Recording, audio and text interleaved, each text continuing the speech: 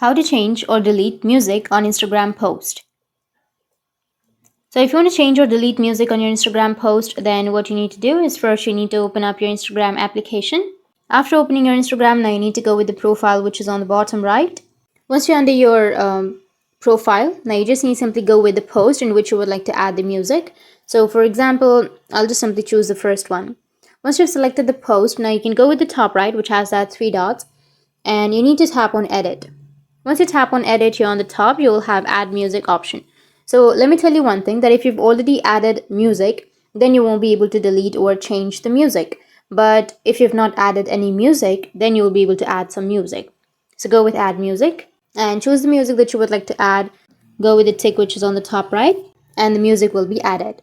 But if you've already added the music, then you won't be able to add it again or change it. You just need to simply go and delete the post and again post it with the music. That's how you can change or delete music on Instagram post. And if you have any questions, feel free to comment below. Thanks for watching.